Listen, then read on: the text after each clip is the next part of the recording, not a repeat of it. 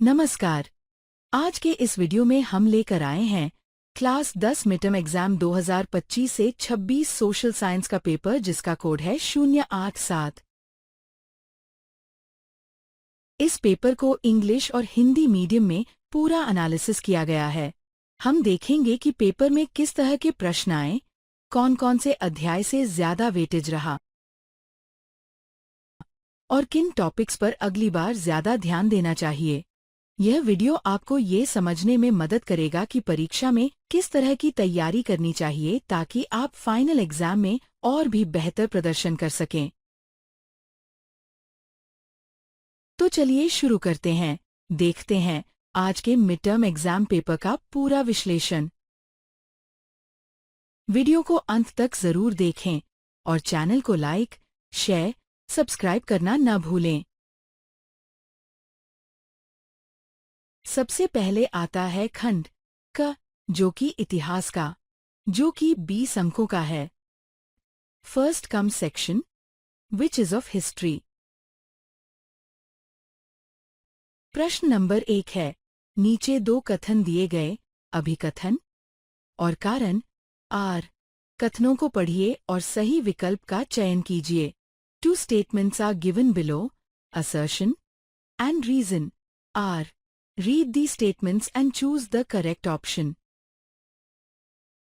अभिकथन, अचौरा-चौरी की घटना के बाद असहयोग आंदोलन को वापस ले लिया गया। Assertion, the non-cooperation movement was withdrawn after the चौरा-चौरी incident. कारण आर, महात्मा गांधी ने सविनय अवज्ञा आंदोलन के लिए नमक का चयन किया। Reason R, Mahatma Gandhi chose salt for the civil disobedience movement. इसका उत्तर है ऑप्शंस बी। प्रश्न नंबर 2 है, निम्नलिखित ऐतिहासिक घटनाओं को काल क्रमानुसार व्यवस्थित करके सही विकल्प का चयन कीजिए। Arrange the following historical events in chronological order and choose the correct option. इसका उत्तर है ऑप्शंस सी। प्रश्न नंबर 3 है, फैक्ट्रियां बनने से पहले औद्योगीकरण के प्रारंभिक चरण को क्या कहा गया है? What is the initial stage of industrialization called before factories were built? इसका उत्तर है ऑप्शंस बी, आदि औद्योगीकरण। प्रश्न नंबर 4 है, भारत में अंग्रेजों ने अपने उत्पादों का प्रचार किस उद्देश्य से किया? For what purpose did the British promote their products in India? इसका उत्तर है ऑप्शंस सी, अपने उत्पादों की बिक्री बढ़ाने के लिए। प्रश्न नंबर 5 है, खिलाफत आंदोलन के महत्व का विश्लेषण कीजिए। Analyse the importance of the खिलाफत मूवमेंट। इसका उत्तर है आई, हिंदुओं एवं मुसलमानों को एक दूसरा के नजदीक लाकर समान शत्रु अंग्रेजों के खिलाफ एकजुट करना। To bring Hindus and Muslims closer to each other and unite them against the common enemy British. 2. Swaraj के आंदोलन का दायरा शहरों से बढ़ाकर पूरे भारत में फैलाना। To expand the scope of Swaraj movement from cities to the whole of India. प्रश्न नंबर 5 का भी पाठ है, प्रथम विश्व युद्ध ने भारत के लिए एक नई आर्थिक और सामाजिक स्थिति किस प्रकार उत्पन्न की? उदाहरण सहित समझाइए। How did the first world war create a new economic and social condition for India? इसका उत्तर है आई, युद्ध के खर्चों को पूरा करने के लिए करों में वृद्धि की गई, सीमा शुल्क बढ़ाया गया तथा आयकर शुरू किया गया। Taxes were increase to meet the war expenses, customs duties were raised and income tax was introduced. 2. युद्ध के कारण महंगाई तेजी से बढ़ने लगी तथा वस्तुओं की कमी आने लगी। The war led to rapid inflation and shortages of goods. 3. गांव में सिपाहियों को जबरन भर्ती किया गया जिसके कारण ग्रामीण इलाकों में व्यापक गुस्सा था। Soldiers were forcibly recruited from villages leading to widespread anger in the countryside. प्रश्न नंबर 6 है, वियना संधि के प्रमुख प्रावधानों का उल्लेख कीजिए. Mention the main provisions of the Treaty of Vienna. इसका उत्तर है I. युद्ध के दौरान नेपोलियन द्वारा किए गए सभी परिवर्तनों को समाप्त किया गया. All changes made by Napoleon during the war were reversed. 2. राजवंश को पुनः सत्ता में बहाल किया गया. The dynasty was restored to power. 3. France की सीमाओं को 1790 की स्थिति में पुनः लाया गया तथा फ्रांस की सीमाओं पर कई राज्य कायम कर दिए गए ताकि फ्रांस भविष्य में विस्तार न कर सके. France's borders were restored to their 1790 position, and several states were established along its borders to prevent future French expansion. 4. कई राज्यों का पुनर्गठन किया गया. उत्तर में नीदरलैंड जिसमें बेल्जियम शामिल था और दक्षिण में पीडमाउंट में जिनेवा जोड़ दिया गया. Several states were reorganized, including the Netherlands in the north, which included Belgium, and Geneva in the Piedmont in the south. प्रश्न नंबर 6 का भी पाठ है. ब्रिटेन के राष्ट्र राज्य के निर्माण की प्रक्रिया का वर्णन कीजिए. Describe the process of formation of nation state of Britain. इसका उत्तर है 1. ब्रिटेन का गठन एक लंबी चलने वाली प्रक्रिया से हुआ जिसमें अंग्रेज, वेल्स, स्कॉट की मुख्य पहचान विजातीय विभिन्न जाति और सांस्कृतिक समूहों की अपनी अलग परंपराएं थी.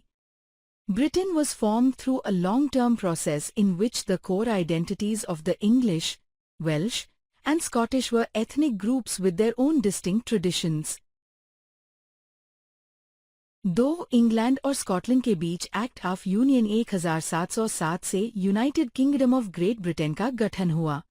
The Act of Union of 1707 between England and Scotland formed the United Kingdom of Great Britain. 3. Scotland की खास संस्कृति और राजनीतिक संस्थाओं को योजना व तरीके से दबाया गया तथा स्कॉटिश हाइलैंड्स के लोगों को अपनी गैलिक भाषा बोलने या अपनी राष्ट्रीय पोशाक पहनने की मनाही की गई. Scotland's distinctive culture and political institutions were systematically suppressed, and the people of the Scottish Highlands were forbidden to speak their Gaelic language or wear their national dress. 4.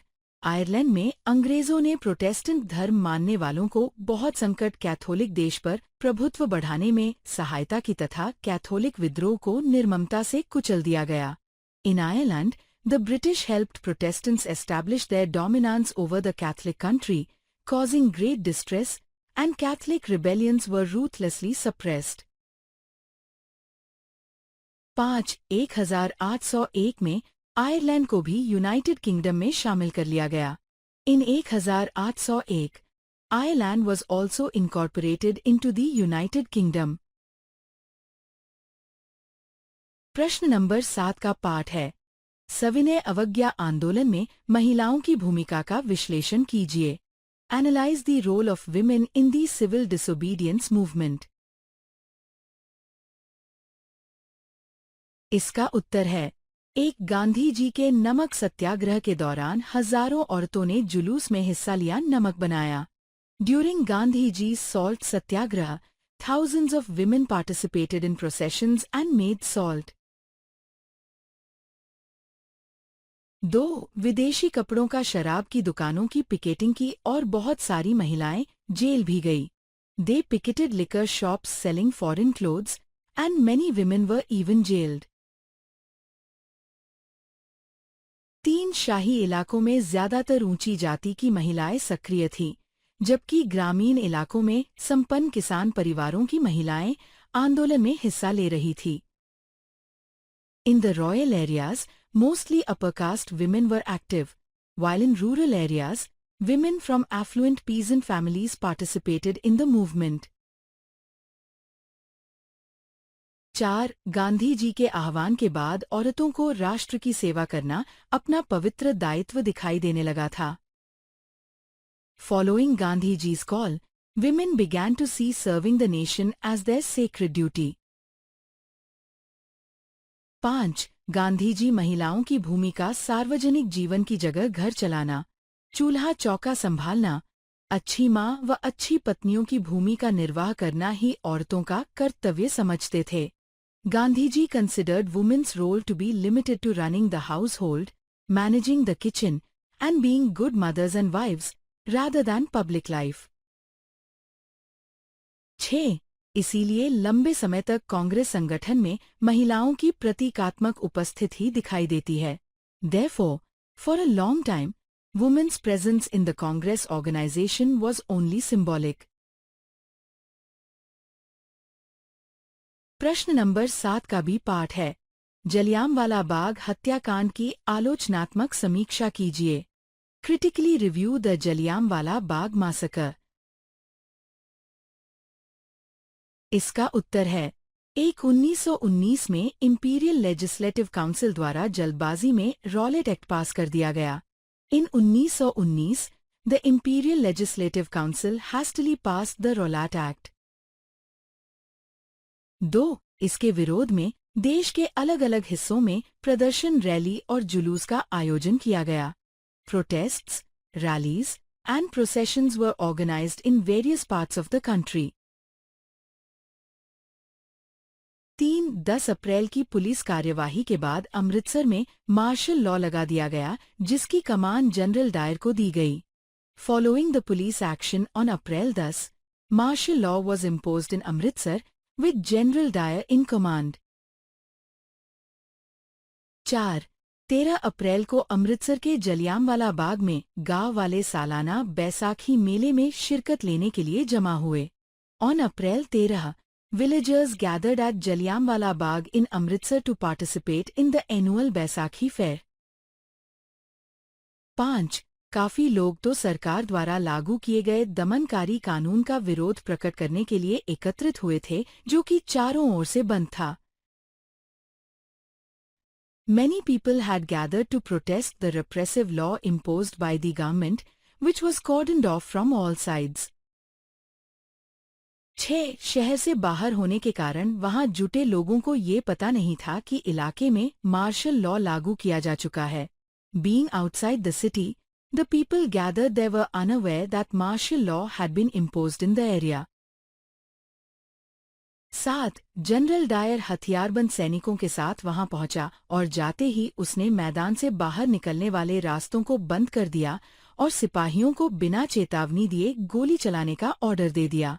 General Dyer arrived with armed soldiers and immediately closed the exits to the grounds and ordered the soldiers to open fire without warning. 8. जिसमें सैकड़ों लोग मारे गए और ये खबर मिलने के बाद शहरों में लोग सड़कों पर उतरने लगे। Hundreds of people were killed, and upon hearing this news, people in these cities took to the streets. 9. हड़ताल करने लगे। लोग पुलिस से मोर्चा लेने लगे, सरकारी इमारत पर हमला करने लगे।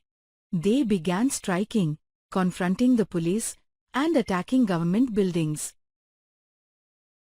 10. सरकार ने इन कार्यवाहियों को निर्ममता से कुचलना का रास्ता अपनाया, लोगों को अपमानित और आतंकित किया।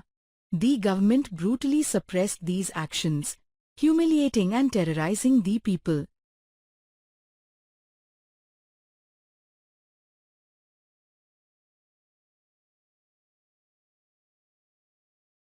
प्रश्न नंबर 8 है।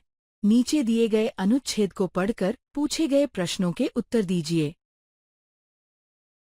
Read the paragraph and answer the questions asked. 1815 में नेपोलियन की हार के बाद यूरोपीय सरकारें रूढ़िवाद की भावना से प्रेरित थीं। Following the defeat of Napoleon in 1815, European governments were driven by a spirit of conservatism. रूढ़िवादी मानते थे कि राज्य और समाज की स्थापित पारंपरिक संस्थाएं जैसे राजतंत्र, चर्च, सामाजिक ऊंच नीच, संपत्ति और परिवार को बनाए रखना चाहिए। Conservatives believed that established traditional institutions of state and society like the monarchy, the church, social hierarchies, property and the family should be preserved. फिर भी अधिकतर रूढ़िवादी लोग क्रांति से पहले के दौर में वापसी नहीं चाहते थे। Most conservatives, however, did not propose a return to the society of pre-revolutionary days. Napoleon द्वारा शुरू किए गए परिवर्तनों से उन्होंने ये जान लिया था कि आधुनिकीकरण राजतंत्र जैसी पारंपरिक संस्थाओं को मजबूत बनाने में सक्षम था। Rather, they realized, from the changes initiated by Napoleon, that modernization could in fact strengthen traditional institutions like the monarchy. वह राज्य की ताकत को ज्यादा कारगर और मजबूत बना सकता था। एक आधुनिक सेना, कुशल नौकरशाही, गतिशील अर्थव्यवस्था, सामंतवाद और भूदासत्व की समाप्ति यूरोप के निरंकुश राजतंत्रों को शक्ति प्रदान कर सकते थे।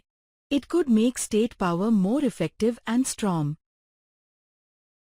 A modern army, an efficient bureaucracy, a dynamic economy, the abolition of feudalism and serfdom could strengthen the autocratic monarchies of Europe. प्रश्न 8 का पहला प्रश्न है, नेपोलियन को आखिरी बार किस वर्ष पराजित किया गया? When was the Napoleon finally defeated? इसका उत्तर है सन 1815। प्रश्न 8 का दूसरा प्रश्न है, रूढ़िवादी लोग पहले के दौर में वापसी क्यों नहीं चाहते थे? Why did the conservatives not want a return to the earlier era? इसका उत्तर है, रूढ़िवादी लोगों को समझ में आ गया था कि आधुनिकीकरण राजतंत्र जैसी पारंपरिक संस्थाओं को और शक्तिशाली बना सकता था। Conservatives understood that modernization could make traditional institutions like the monarchy more powerful. प्रश्न 8 का तीसरा प्रश्न है, आधुनिक सेना के महत्व की व्याख्या कीजिए। Explain the importance of a modern army. इसका उत्तर है I. राज्य की शक्ति में वृद्धि। Increase in the power of the state.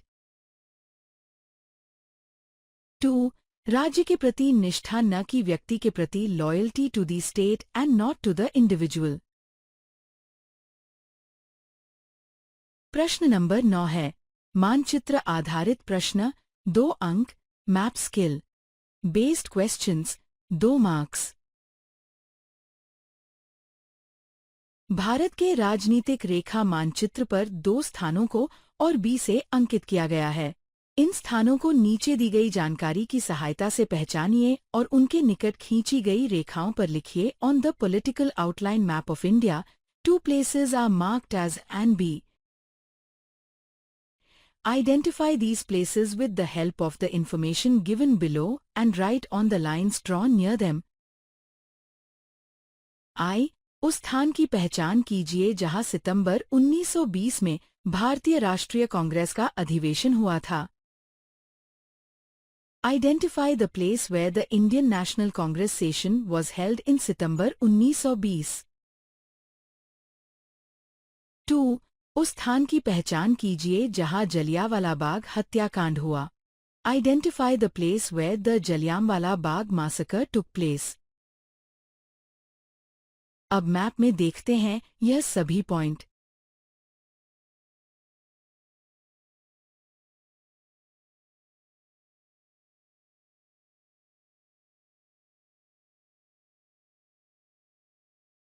अब करते हैं खंडक जो कि भूगोल जियोग्राफी का है। Now let's move on to part B which is geography.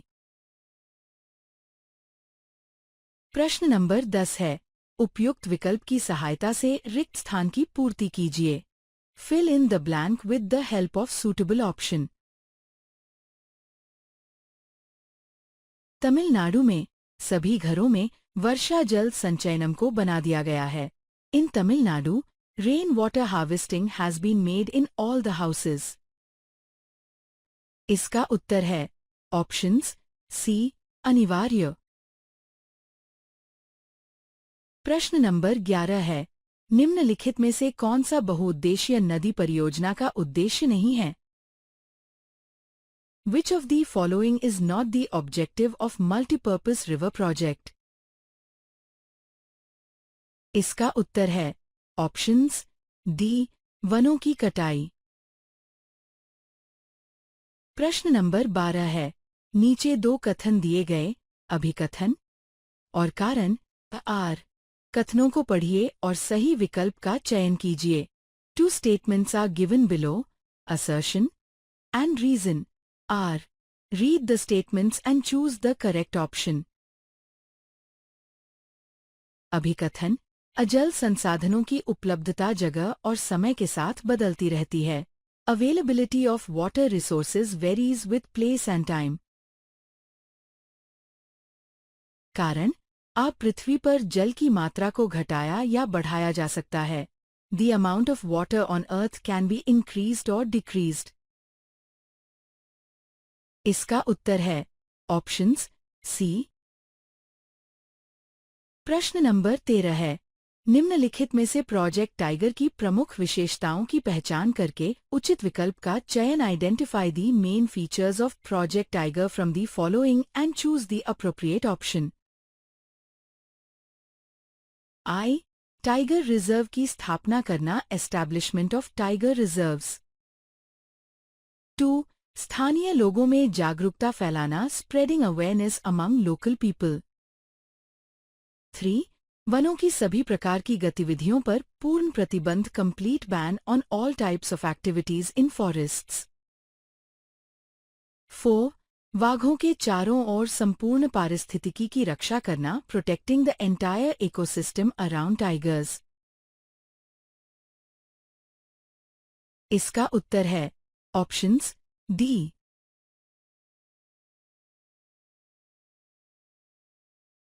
प्रश्न नंबर 14 है, वन्य जीवों के संरक्षण के लिए उठाए गए किन्हीं दो कदमों का उल्लेख कीजिए। Mention any 2 steps taken to conserve wildlife. इसका उत्तर है 1. वन्य जीव संरक्षण अधिनियम 1972 में लागू किया गया, जिसमें संकटग्रस्त जातियों की सूची प्रकाशित की गई। The Wildlife Protection Act was enacted in 1972, publishing a list of endangered species. 2. शिकार पर रोक, A ban on hunting. 3. जंगली जीवों के व्यापार पर रोक लगाने पर जोर, Emphasis on banning the trade of wild animals. 4. राष्ट्रीय उद्यान और अभयारण्यों की स्थापना, Establishment of national parks and sanctuaries.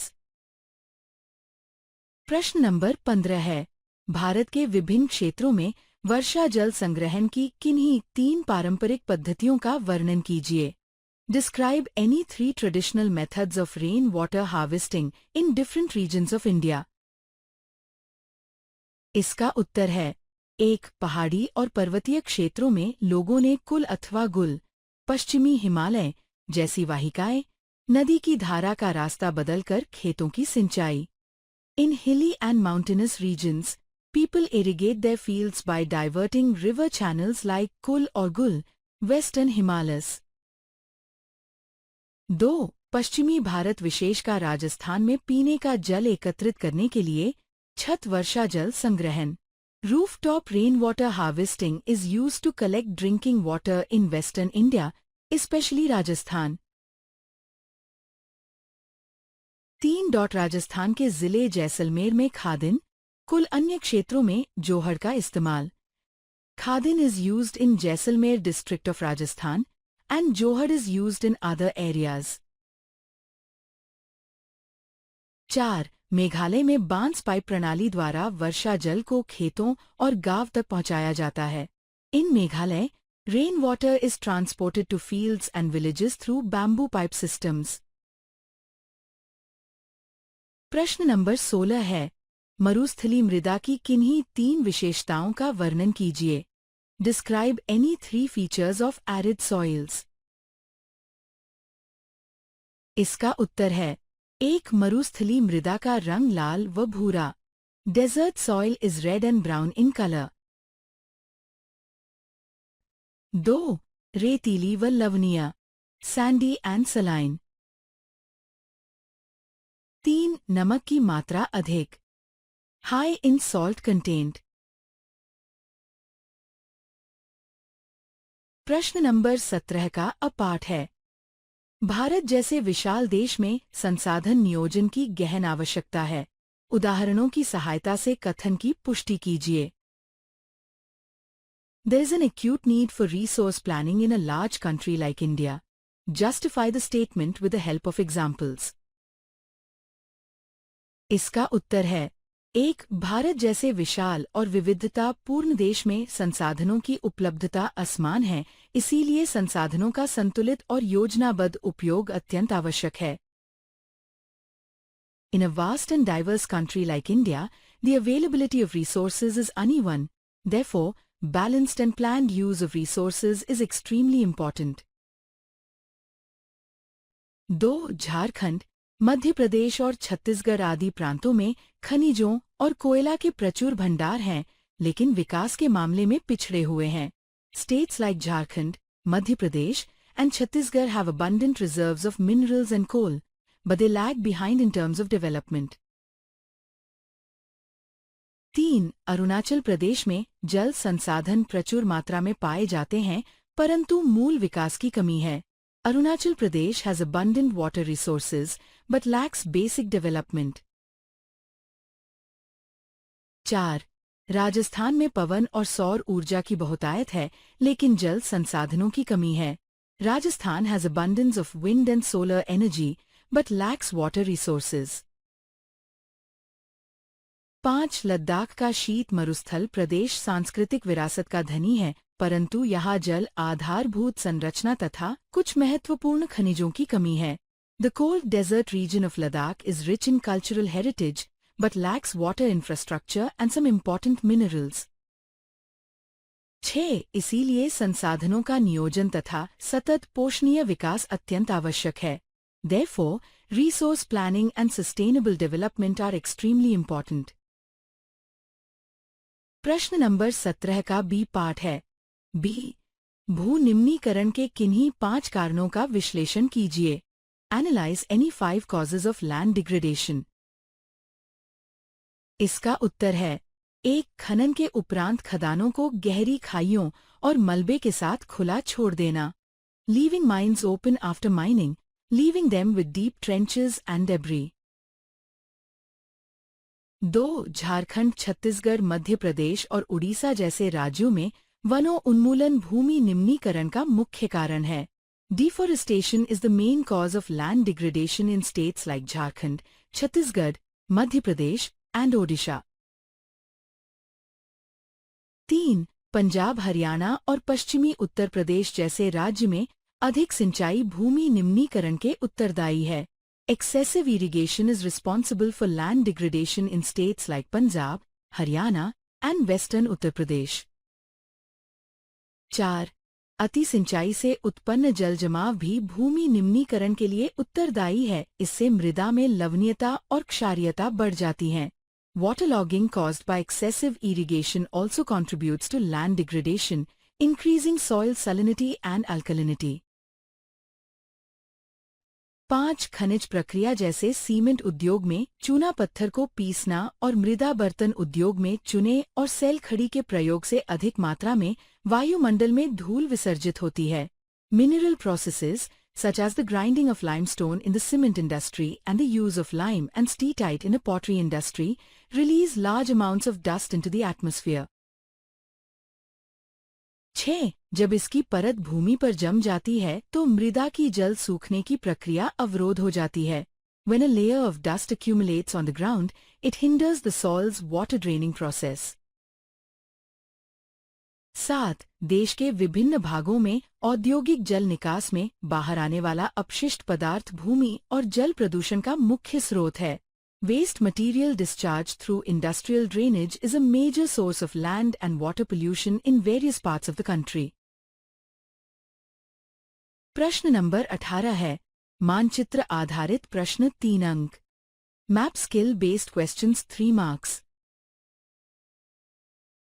Bharat के उसी राजनीतिक रेखामानचित्र में निम्नलिखित में से किन्हीं 3 को उपयुक्त चिन्हों से अंकित कीजिए और उनके नाम लिखिए on the SAM political outline map of India.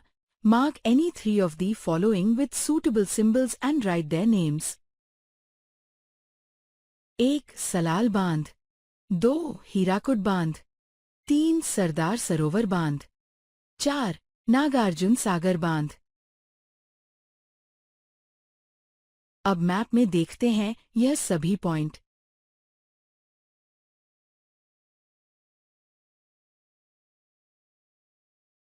अब करते हैं खंडक जो कि राजनीति विज्ञान पॉलिटिकल साइंस का है।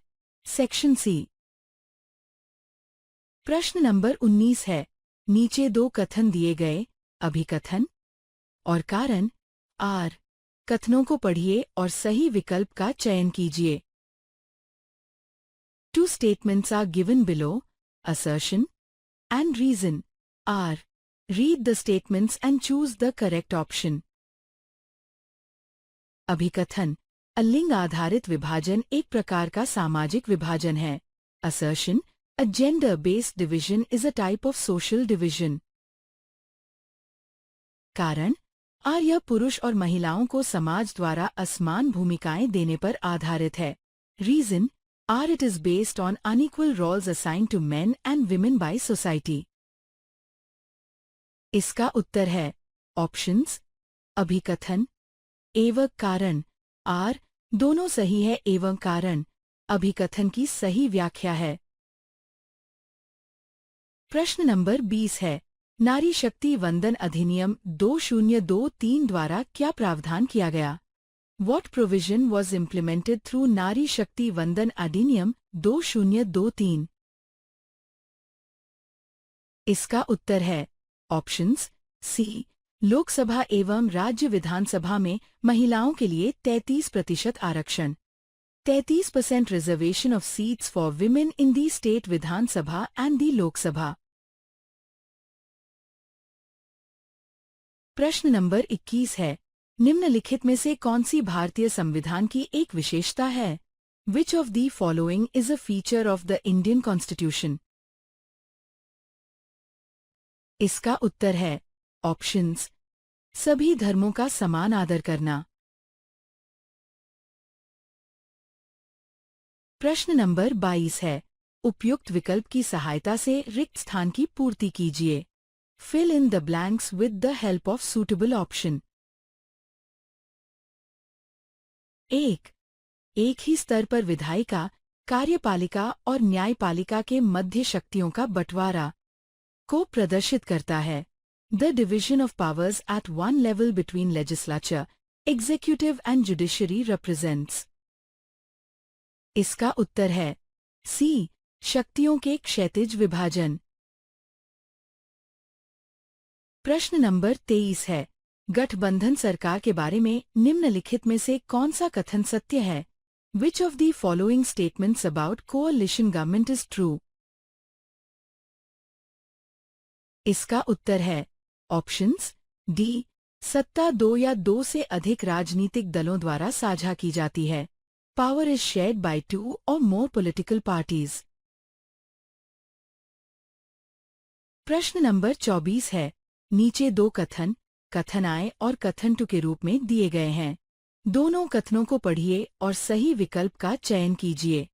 Given below are two statements labeled statement I and statement 2. Read both the statements and choose the correct option. कथन आई, बेल्जियम ने बहुसंख्यकवाद की नीति का अनुपालन किया। Statement I, Belgium followed the policy of majoritarianism. कथन 2, श्रीलंका ने तमिलों को विशेषाधिकार प्रदान किए। Statement 2, Sri Lanka granted special privileges to Tamils. इसका उत्तर है ऑप्शंस डी। प्रश्न नंबर 25 है। बेल्जियम में सामुदायिक सरकार के पास किन विषयों पर कानून बनाने का अधिकार है? On what subjects does the community government in Belgium have the power to make laws? इसका उत्तर है बेल्जियम में सामुदायिक सरकार के पास जो विषयों पर कानून बनाने का अधिकार निम्नलिखित है। In Belgium, the community government has the power to legislate on the following subjects. I. संस्कृति कल्चर। 2. शिक्षा एजुकेशन। 3. भाषा लैंग्वेज। प्रश्न नंबर 26 है, संघ सूची में वर्णित किन्हीं 3 विषयों का वर्णन कीजिए। Describe any 3 subjects mentioned in the union list. इसका उत्तर है 1. रक्षा डिफेंस, 2. विदेश मामले फॉरेन अफेयर्स, 3. मुद्रा और संचार करेंसी एंड कम्युनिकेशंस, 4. रेलवेज। प्रश्न नंबर 27 है, 1992 के संविधान संशोधन के माध्यम से भारत में सत्ता के विकेंद्रीकरण के लिए कौन-कौन से कदम उठाए गए? What steps were taken to decentralize power in India through the constitutional amendment of 1927? इसका उत्तर है 1. 1992 में 73वें और 74वें संविधान संशोधन करके भारत में सत्ता के विकेंद्रीकरण को संवैधानिक मान्यता दी गई। The 73 RD and 74th constitutional amendments in 1992 gave constitutional recognition to decentralization of power in India.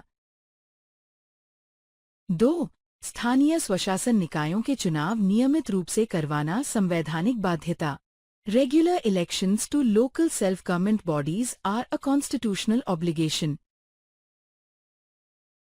3. निर्वाचित स्वशासन निकायों के सदस्यों तथा पदाधिकारी के पदों में अनुसूचित जातियों और अनुसूचित जनजातियों तथा पिछड़ी जातियों के लिए सीटें आरक्षित। Seats for members and office bearers of elected self-government bodies are reserved for scheduled castes, scheduled tribes and backward classes. 4. कम से कम 1/3 पद महिलाओं के लिए आरक्षित। At least 1/3 of the posts are reserved for women. 5. हर राज्य में पंचायत और नगर पालिका चुनाव कराने के लिए राज्य चुनाव आयोग नामक स्वतंत्र संस्था का गठन। An independent body called the State Election Commission is established in every state to conduct panchayat and municipal elections. 6. राज्य सरकारों को अपने राजस्व और अधिकारों का कुछ हिस्सा इन स्थानीय निकायों को देना होगा। State governments will have to transfer portion of their revenue and powers to these local bodies. प्रश्न नंबर 27 का भी पाठ है, संघीय शासन व्यवस्था की किन्हीं 5 विशेषताओं का वर्णन कीजिए। Describe any 5 characteristics of the federal system of governance. इसका उत्तर है 1. यहाँ सरकार 2 या 2 से अधिक स्तर वाली होती है। There are 2 or more levels of government. 2. अलग-अलग स्तर की सरकारें एक ही नागरिक समूह पर शासन करती हैं, पर कानून बनाने, कर वसूलने और प्रशासन का उनका अपना-अपना अधिकार क्षेत्र होता है। Different levels of government govern the same citizenry but have their own jurisdiction over lawmaking, tax collection and administration. 3. विभिन्न स्तरों की सरकारों के अधिकार क्षेत्र संविधान में स्पष्ट रूप से वर्णन होते हैं तथा सरकार के हर स्तर के अस्तित्व और प्राधिकार की गारंटी और सुरक्षा देते हैं। The jurisdictions of different levels of government are clearly described in the Constitution, guaranteeing and protecting the existence and authority of each level of government. 4. संविधान के मौलिक प्रावधानों को बदलने के लिए दोनों स्तर की सरकारों की सहमति आवश्यक होती है। The consent of both levels of government is required to change the fundamental provisions of the Constitution. 5. अदालत को संविधान और विभिन्न स्तर की सरकारों के अधिकारों की व्याख्या करने का अधिकार होता है तथा उनके बीच अधिकारों के विवाद की स्थिति में सर्वोच्च न्यायालय निर्णायक होता है। The courts have the power to interpret the Constitution and the powers of different levels of government, and in case of disputes between them, the Supreme Court is the final arbiter. प्रश्न number 28 है, नीचे दिए गए अनुच्छेद को पढ़कर पूछे गए प्रश्नों का उत्तर दीजिए। Read the paragraph and answer the questions asked. सन 1948 में श्रीलंका स्वतंत्र राष्ट्र बना। Sri Lanka emerged as an independent country in 1948. सिन्हली समुदाय के नेताओं ने अपनी बहुसंख्या के बल पर शासन पर प्रभुत्व जमाना चाहा। The leaders of the Sinhala community sought to secure dominance over government by virtue of their majority. इस वजह से लोकतांत्रिक रूप से निर्वाचित सरकार ने सिंहली समुदाय की प्रभुता कायम करने के लिए अपनी बहुसंख्य परस्ती के तहत कई कदम उठाए। As a result, the democratically elected government adopted a series of majoritarian measures to establish Sinhala supremacy. 1956 में एक कानून बनाया गया जिसके तहत तमिल को दरकिनार करके सिंहली को एकमात्र राजभाषा घोषित कर दिया गया। In 1956, an act was passed to recognize Sinhala as the only official language, thus disregarding Tamil. विश्वविद्यालयों और सरकारी नौकरियों में सिन्हलियों को प्राथमिकता देने की नीति भी चली। नए संविधान में यह प्रावधान भी किया गया कि सरकार बौद्ध मत को संरक्षण और बढ़ावा देगी। The governments followed preferential policies that favored Sinhala applicants for university positions and government jobs. A new constitution stipulated that the state shall protect and foster Buddhism. प्रश्न नंबर 28 का पहला है, श्रीलंका कब स्वतंत्र हुआ? When did Sri Lanka become independent? इसका उत्तर है सन 1948। प्रश्न नंबर 28 का दूसरा है, श्रीलंका की राजभाषा का नाम लिखिए। Name the official language of Sri Lanka. इसका उत्तर है सिंहली। प्रश्न नंबर 28 का तीसरा है, 1956 में श्रीलंका में कानूनों में किए गए बदलावों का दूरगामी प्रभावों की व्याख्या कीजिए। Explain the far-reaching effects of the changes made in the laws in Sri Lanka in 1956. इसका उत्तर है 1. श्रीलंकाई तमिलों की नाराजगी और शासन को लेकर उनमें बेगानापन बढ़ाया। Sri-Lankan Tamils felt increasingly resentful and alienated from the government. 2. उन्हें लगा कि सरकार उनकी भाषा और संस्कृति को लेकर असंवेदनशील है, उनके राजनीतिक अधिकारों से उन्हें वंचित कर रही है और उनके साथ भेदभाव किया जा रहा है।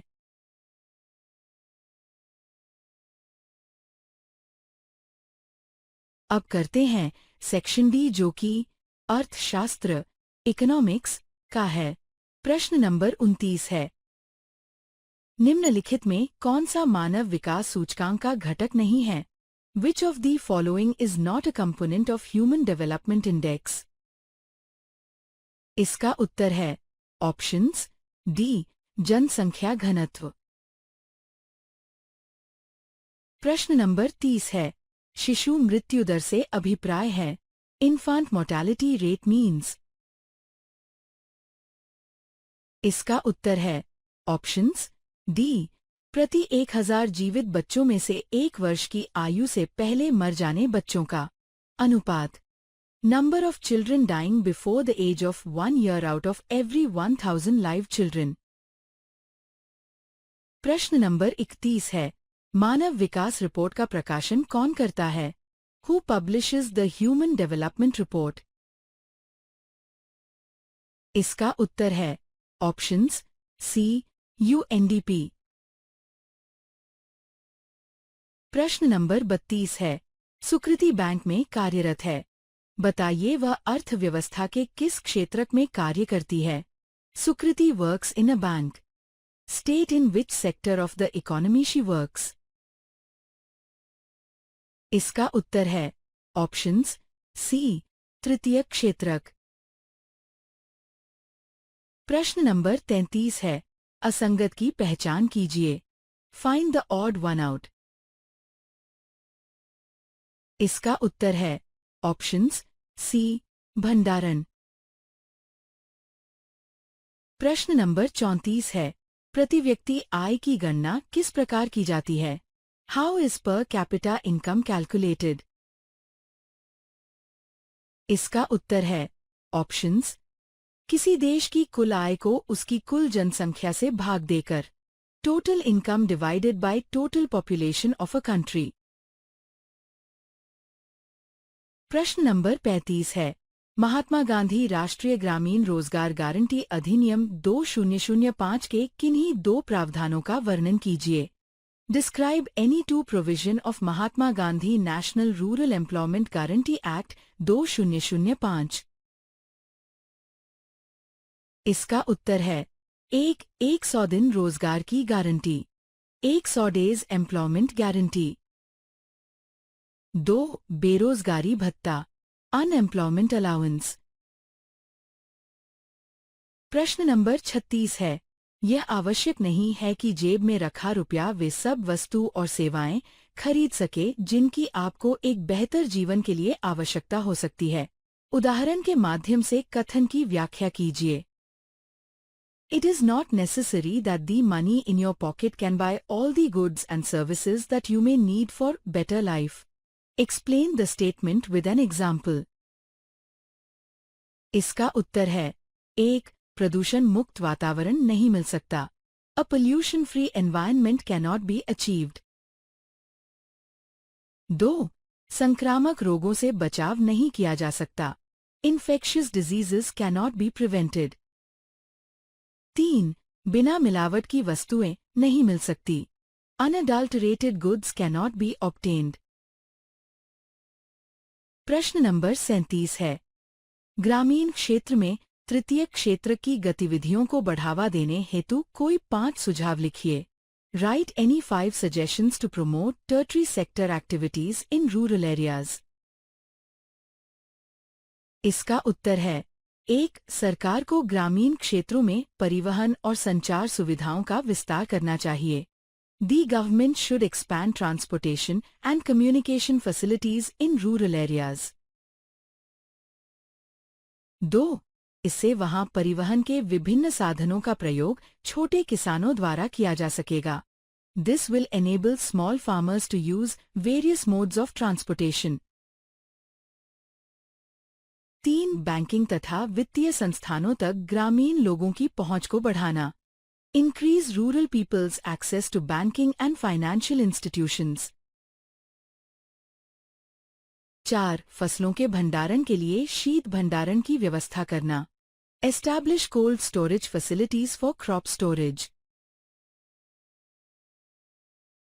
5. वन क्षेत्र के निकटवर्ती गांव में शहर संग्रहण केंद्रों की शुरुआत करना। Establish urban collection centers in villages adjacent to forest areas. प्रश्न नंबर 37 का बी पार्ट है। बी. सार्वजनिक क्षेत्र की आवश्यकताओं का विश्लेषण कीजिए। Analyze the needs of the public sector. इसका उत्तर है 1. सार्वजनिक क्षेत्र का उद्देश्य कल्याण को प्राथमिकता देना होता है। ये लाभ कमाने के लिए काम नहीं करता। The public sector's objective is to prioritize welfare. It does not operate for profit. 2.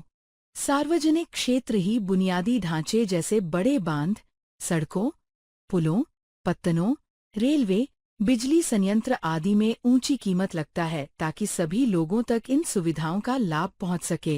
The public sector incurs high costs in infrastructure projects such as large dams, roads, bridges, ports, railways, power plants, etc., so that all people can benefit from these services. 3. कुछ गतिविधियों में सरकारी समर्थन की आवश्यकता पड़ती है जिनके बिना अनेक लघु इकाइयां बंद हो सकती है, जैसे बिजली उत्पादन और वितरण में सरकार इन इकाइयों को सस्ते दामों पर बिजली उपलब्ध कराती है तथा इसका कुछ वहन करती है। Some activities require government support, without which many small-scale units, such as power generation and distribution, may shut down. The government provides these units with subsidized electricity and bears some of the costs. 4. Bharat सरकार किसानों से उचित मूल्य पर गेहूं और चावल खरीदनी है तथा राशन दुकानों के माध्यम से उपभोक्ताओं को कम मूल्य पर उपलब्ध कराती है। सरकार लागत का कुछ भाग वहन करती है। The Government of India purchases wheat and rice from farmers at reasonable prices and makes them available to consumers at reduced prices through ration shops. 5. सभी के लिए स्वास्थ्य और शिक्षा सुविधा उपलब्ध करने के लिए व्यय करना सरकार की अनिवार्यता है। It is the government's obligation to spend on providing health and education facilities to all. 6. समुचित ढंग से विद्यालय चलाना और गुणात्मक शिक्षा उपलब्ध कराना सरकार का कर्तव्य है। It is the government's duty to run schools properly and provide quality education. 7. लोगों के लिए सुरक्षित तेजस व्यवस्था निर्धनों के लिए आवास सुविधा और भोजन एक पोषण की जरूरत को पूरा करना सरकार की प्राथमिकता होती है। The government prioritizes providing safe and secure housing, food and nutrition to the poor. प्रश्न नंबर 38 है। अनुच्छेद को पढ़कर पूछे गए प्रश्नों का उत्तर दीजिए। Read the table and answer the questions asked. तालिका। वर्ष 2019 के लिए भारत और उसके पड़ोसी देशों के कुछ आंकड़े table. Some data regarding India and its neighbors for 2019. प्रश्न नंबर 38 का पहला है। दिए गए देशों में से किस देश की प्रति व्यक्ति सकल राष्ट्रीय आय सबसे अधिक है? Which of the given countries has the highest gross national income per capita? इसका उत्तर है श्रीलंका। प्रश्न नंबर 38 का दूसरा है। उपरोक्त देशों में से किसकी मानव विकास सूचकांक क्रमांक निम्नतम है?